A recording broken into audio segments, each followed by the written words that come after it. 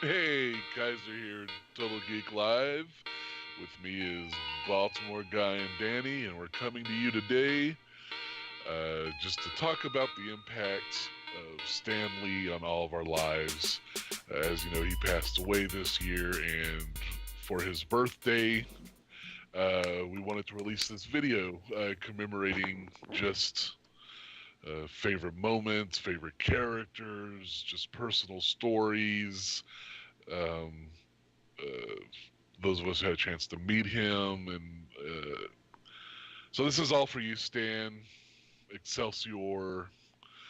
Um, I know I'm not sure where to begin, other than for me personally, growing up, uh, Spider-Man and Hulk and Captain America were some of my go-to comics, um, and characters like the Hulk and the Thing and spoke to me personally. I've always been a big child. I'm a big man now, and Child. I'm a big man child. That's why we do this show. That Yeah. is not far from the truth. Um, and part of Stan Lee's gift was creating these characters that spoke to its readers. They weren't just heroes; they were so identifiable in who they were and the struggles and just their day to day lives. Uh, Much like Spider-Man was to so many, the Hulk and the Thing were to me more so just uh, that feeling of alienation and kind of being weird and outside and just this large hulking, presence. It always just spoke to me, and so those stories always just resonated and gave me a place to go to and a place to escape to. Even though it's kind of a weird thing, escaping to a place that just reinforced what you were escaping, but Mhm. Well, it made there you feel was you weren't alone. exactly there was a comfort there, like X Men to a lot of people. B, I know you are the biggest X Men fan. I know your collection rivals.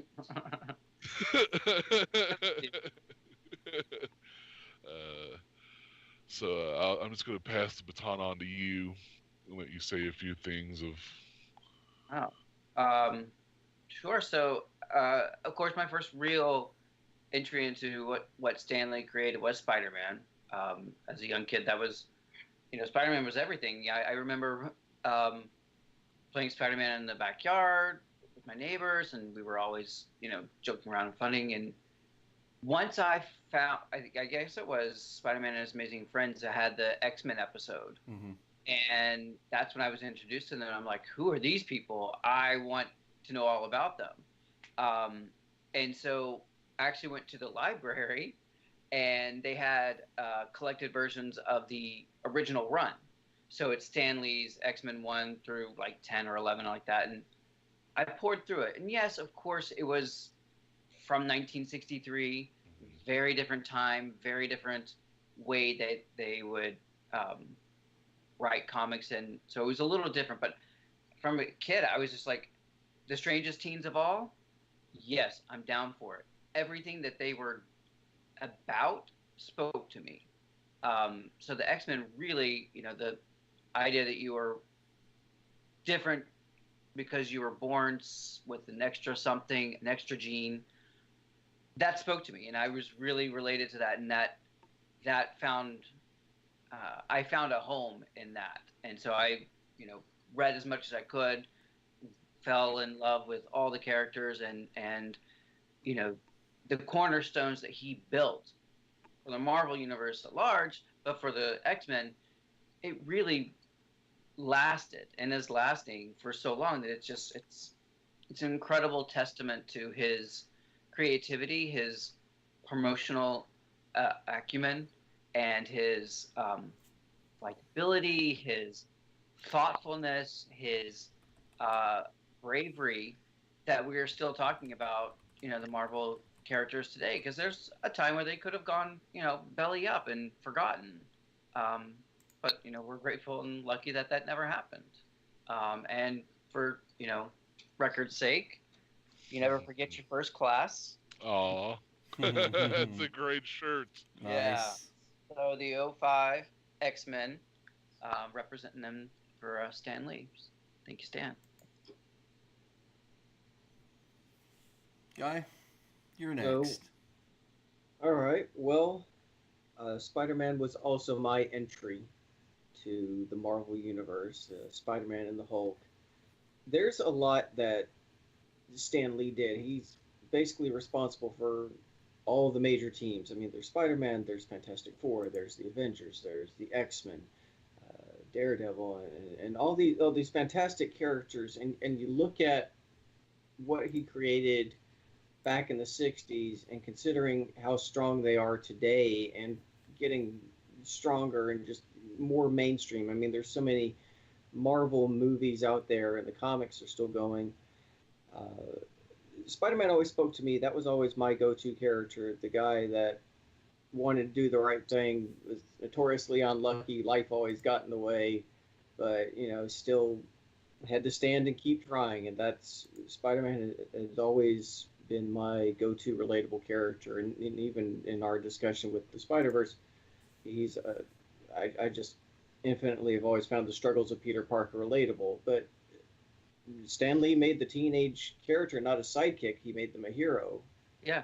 And especially someone growing up with that. And I've told this story before, so I'll keep it brief. But I met Stan Lee 2 years ago. He was doing a signing event at the Treasure Island Casino in Las Vegas, and it was something that I just heard about, so I went down there to see if I could meet him, because they were like, hey, meet Stan Lee, and they didn't list any conditions. They cut off the line just as I was about to cross over, and I was so upset, and I was like, oh, I don't know what to do. Do you think there's a chance I can meet him? And they're like, I don't know. And so I waited, and I waited all day. I waited. It was like I'd gotten there early that morning, and I waited, and there was a point where I wondered if maybe I'm just waiting too long, if I'm just not going to meet him. And the missus was like, no, you got to do this, you got to do this, so you need to stay. And so one of the people, because they at Treasure Island, they have the Avengers station, which is like this interactive Avengers event that they, like a special event they have there. And they told me that there's a back way. And so I went to the back way, and sure enough, Stan Lee was in his scooter, and he rolled out, and I said, Mr. Lee, I'm a big fan of yours. Would it be okay if I got a picture with you? And I know he was tired. He was, 93 at that point? Mm-hmm. He had a full, 9 to 5 day of signing and taking pictures and probably talking to fan after fan. But he was kind enough to sit there and pose with me, and, as I said, you could tell he was just tired, but he made one more minute just to, make another fan's day. And I thought that was just such a neat moment, because I think it really speaks well of his character and who he was, because he's always been notable for loving his fans, and that was certainly my experience with him as well. But I grew up with Spider-Man, and then in the 90s it was like X-Men as well, and he's Marvel. I mean, there will never be a time when he is not Marvel. Yeah. So, Danny.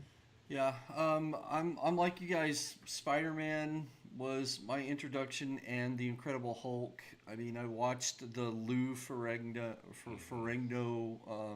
series in the '70s, and in fact, I got one of the photos for our slideshow here with a picture with Lou and Stan, and and even watching like the old campy Spider-Man live action, but when I really got to know Stan Lee was the cartoon Spider-Man, where he did the narration of it, because he had such a distinct voice, and it was, to me, it just felt like the perfect comic book narrator voice. Yeah. and made me really feel like this man was born to make comics, to talk about comics, and you could really feel his excitement when the way he Hmm. would narrate things, that he loved the characters and he loved talking about them, and all of that. And going into um, one of my favorite characters is Doctor Strange, because it added the magical element into the Marvel universe. Um, and he created that character with Steve Ditko, and that was just really cool, seeing a magician and magic and spells and all that cool Hmm. stuff, when most of it was just power kind of thing, Yeah. and all that or super strength or whatever. So it was something different, and I really enjoyed that, and so I was excited when they made a movie with the character too, and all of that. And I never unfortunately got the chance to meet Stan Lee personally. Uh, been to many Comic Cons and just never could get the chance. To me, I just had a budget and couldn't budget for the photo op or any kind of opportunity like that. But I know many people who did, and every single person just had nothing but great things to say. He's probably he was probably hands down, if not the best, but one of the best.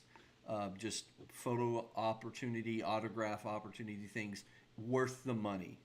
Worth the bucks, to actually have that moment, because he seems to have made sure that you got your money's worth, that he would create that moment with you, and Hmm. I just think that's the legacy that he'll have. It's he just seems like he seemed like a personable guy. Hmm. I go back to the Mallrats scene where he's talking to Brody, and just kind of relating to him about love and all of that, and the conversation that they had, and to me it's like that's Stan Lee acting like Stan Lee. He's just playing Hmm. himself, and it just seems like he's that kind of guy. And when I was going through looking for the pictures, um, for the slideshow for this, I mean, I found so many great photos, and so many of them, he's got that smile that you just Yeah. you see, and it's infectious, and it wants you just want to smile along with Stan, and Yeah. he's having a great time, and you want to have a great time too. And I mean, there's just so many great photos out there. I mean, just do a Google image search for him, and you can just go through a rabbit hole of so Hmm. many classic photos of the man. Um, And he's just amazing. yeah, because he wasn't just this creator of a multi-billion-dollar industry now, that is now a multi-billion-dollar industry. Uh, he was a champion of comic books Hmm. Yeah. Hmm. and the fans, and he was as much a showman as he was a creator, as he was just a voice to an industry that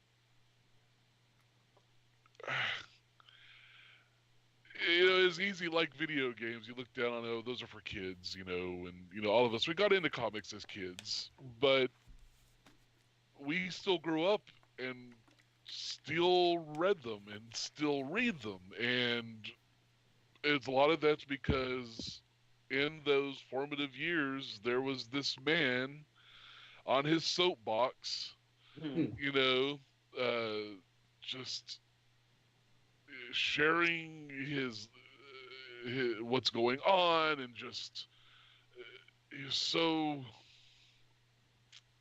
what's the word I'm looking for? Not enigmatic, but just Ability. engaging. Hmm. Um, it's I have yet to see anyone since champion anything the way he did Right. comics.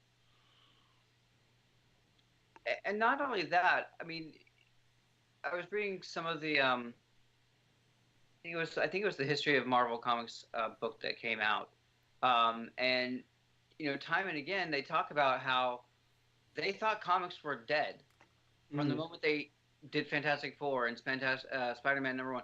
They thought, okay, we can do this maybe for a year or so let's just go to the wall and do whatever we can.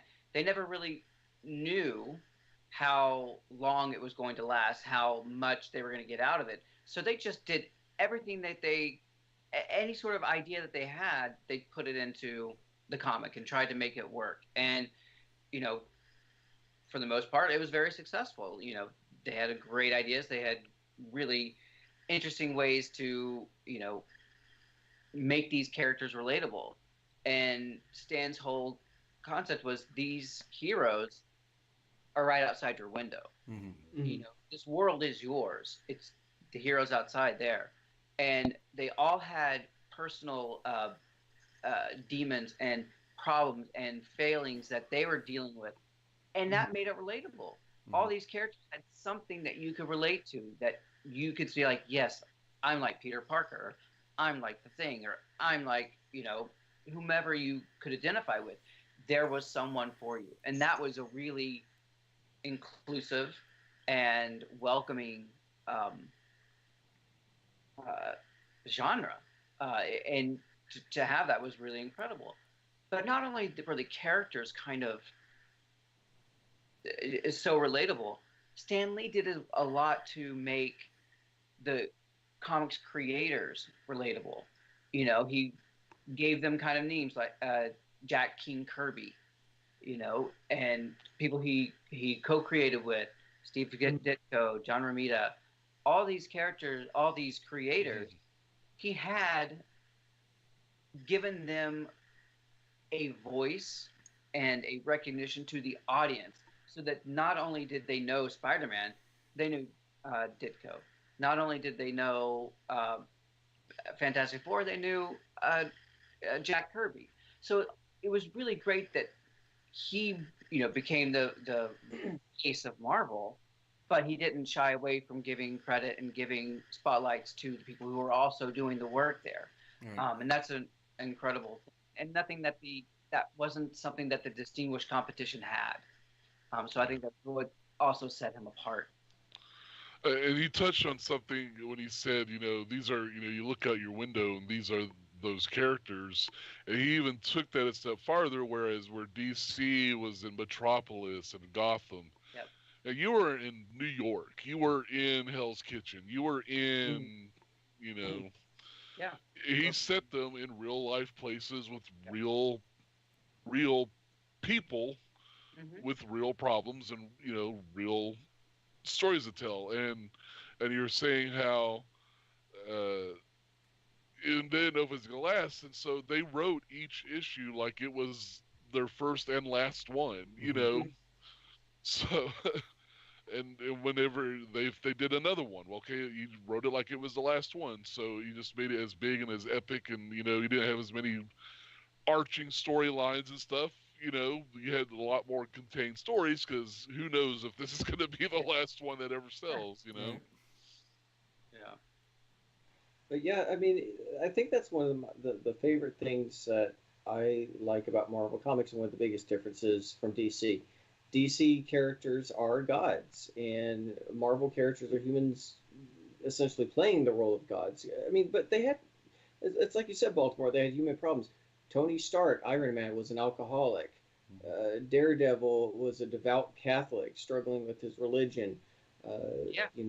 The X-Men were hated for simply being born the way that they were, so they had to deal with bigotry all the time. The Hulk was repressed rage or schizophrenia. I mean, just a lot of like real world things that people could like, I get it, or I know someone like that, and just made them all the more relatable. And these are just Yeah. amazing characters, and still that's why they're here today. Yeah. And along with that goes social commentary. I mean, Marvel excelled in incorporating whether it was political views, whether it was a something going on in social commentary, you know, something going on in the world, a crisis, you know, whether it was the oil crisis in the 70s or you know, the Berlin Wall, you know, any of those types of things. They would incorporate that into their storylines. It's You could go back and look at the last, you know, 40, 50 years of Marvel Comics and get some history. Yes. American Spider-Man's and world 9/11 history. issue. Yeah, exactly. Yeah, Spider-Man's 9/11 issue. Captain America, who was basically created because we're fighting Nazis. Let's Nazis. rally behind this. Right. Even he got a story arc where he's like, you know what, the government is doing something wrong and I can't stand behind it, and left the role of Captain America. Like, even somebody created as a symbol for the country, you know, around in the 80s when things, some shady stuff was going down in the comics. Captain America's like, you know what, I cannot stand for the fight and do what you are asking me to do. Yeah. That's not who I am. That's not, that shouldn't be what we, stand for. So just stuff like that, it's all right there on the pages. They pull it and they bring it in, and all that's thanks to Stan sitting down and cranking these stories out, and the new creators that came on, and standing on the shoulders of giants, basically, not ignoring what he had done and just taking that blueprint and just elevating it, each time where they could. Mm-hmm. But yeah, without those shoulders, though, where would a lot of yeah, where would Marvel be? I don't know. Yeah. And go ahead. Oh no, it's just kind of incredible to think about how prolific his work in collaboration with other artists and creators it really is, and to be not only self-aware of all of this, but very human about it. Mm-hmm. He was very seemingly very genuine, very kind, very thoughtful, very welcoming to his fans, because of course without your fans you're nothing. If you piss off your fans, they're not going to continue buying and supporting. They're very fickle. But he was really able to tap into that need and that desire and that want to be a part of something, and that's what really formed the Marvel Marching Society, I think is what it was called. Mary Marvel Marching something, but it was a fan group that he was in charge of, and he let people in on the process and let them know how it is they make these comics. And when you just kind of pick things up, you don't know how it got there. You're just enjoying the end product. Mm-hmm. And then he's kind of that sneak peek, that kind of behind the scenes, knowledge. And you're like, now you have a connection, and very iconic, the glasses, the hair, the voice, it's all in an instant, Stan Lee and Marvel. Mm-hmm. And stood up for what was right, even when it was hard. Stan Lee is so prolific that he's become a character in his own story in a lot of ways. I mean, think about all the Marvel movies for the last 15, 20 years. You always see a Stan Lee cameo. And, even after his passing, I've seen him in 3 movies already. Mm-hmm. In Wreck-It Ralph 2, he's in when they go visit the Marvel section, there is a little Stan Lee that walks by. Oh. So it's like a little internet avatar of Stan Lee walking by after he's talking to Iron Man. Of course, there's Spider-Verse where, before and after. Even Once Upon a Deadpool, I went to see that recently, and after all the silly jokes and everything, they do this super heartfelt tribute at the end of the movie as one of the new Really? stingers for it. And it's just, it's like after laughing, I'm just like, yeah, it's. I know he's filmed a lot of extra cameos for who knows how many films, and I'm sure they'll find a way to incorporate him in there somewhere or another. Right. And Uh, that's a testament to him. That shows that there's so much love for the man that mm, they do this and make Yeah. sure that they know the fans want it just as much as they do. To Mhm. just to have a little bit of Stan in there somewhere. Yeah. It's just so endearing. And in one of the slides, I included a photo of him with his wife Joan, and mm, Oh, they were just such a lovely couple, and you could just tell that Stan thought nothing but the world for Joan, and she was his everything, and mm, it's Uh, yeah, Kevin Smith. Which, if you guys haven't watched it yet, it was hard for me to sit through watching him talking about Stan's passing. mm, But he did an episode of The Fat Man Beyond where it was all about Stan Lee. mm, You mentioned Mallrats earlier, where he had it in, and they mhm, they maintained friendship throughout the years from that.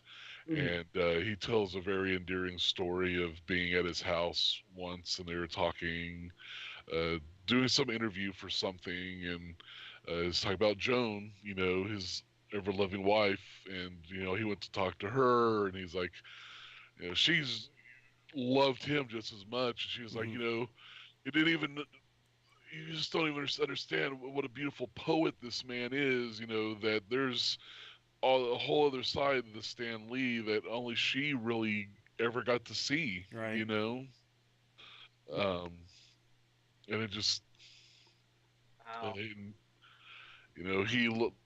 unfortunately had lost her earlier, Mhm. and I think he was probably ready to go be with her again when his time came. yeah. Yeah, I definitely think that's the Uh, case.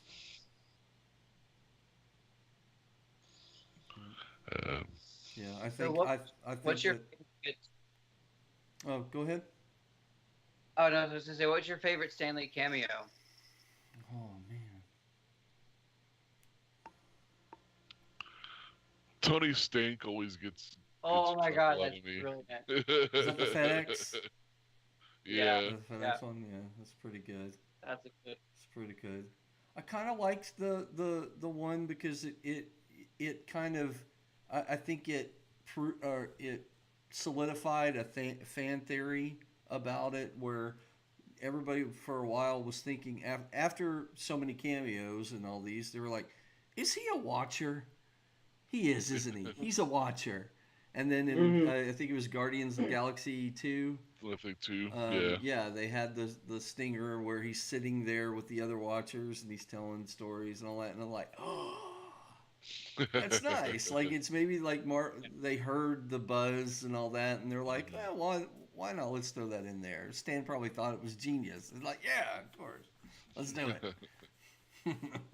I think my that- favorite is from, I think it's Captain America: Winter Soldier, when he's working at the Captain America Museum or whatever, and the uh, Cap yes, his that's old funny. uniform, and he goes, "I'm so getting fired." Yeah, Like that was just so like it was so fun and so like it was. I think that's one of my favorites. yeah, it's a good one.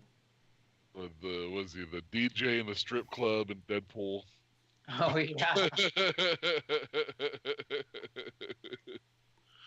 yeah. The Guardians ones are great. Both of them were really funny. I also liked his cameo in Black Panther where he's at the casino just playing, gambling away. Yeah, But Spider Verse was Oh, great. and Avengers 2 Excelsior. yes, Excelsior. That was good. That was good.